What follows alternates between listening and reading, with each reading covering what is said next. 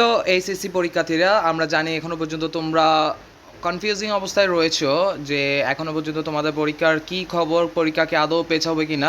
তবে এই ভিডিওতে আমরা স্পষ্টভাবে জানিয়ে দেবো কি বলেছেন ঢাকা শিক্ষা বোর্ডের চেয়ারম্যান এবং সে সাথে জানিয়ে দেবো কিছু আপডেট সমূহ। ইতিমধ্যে তোমরা জানতে পেরেছো যে তোমাদের কিছু পরীক্ষার্থী ভাইয়েরা করোনায় আক্রান্ত হয়েছে এবং সেই সাথে বর্তমানের আবহাওয়ার পরিস্থিতি খুবই বাজে এবং পায়রা সমুদ্র বন্দরকে ইতিমধ্যেই 3 নম্বর সতর্কতা সংকেত দেখিয়ে দিতে বলা হয়েছে।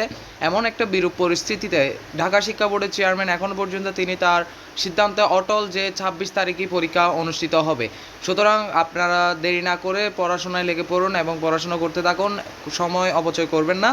এবং এছাড়া যদি অন্য কোনো সিদ্ধান্ত যদি আইসেও থাকে আমরা খুব শীঘ্রই এই চ্যানেলে জানিয়ে দিব। ততক্ষণ পর্যন্ত এখনও পর্যন্ত যদি আপনারা যে অবহেলা করছেন যে পরীক্ষা পেছবে এই ধরনের সিদ্ধান্ত আপনারা নেবেন না।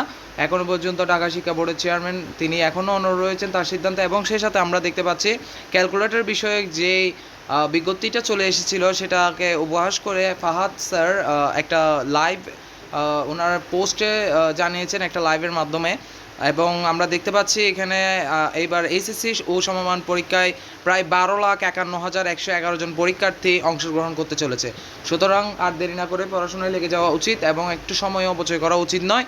আপনাদের সকল আপডেট সবার আগে জানতে এই চ্যানেলটি অবশ্যই সাবস্ক্রাইব করে রাখুন, যদিও বা চ্যানেলটা নতুন কিন্তু ট্রাস্টেড।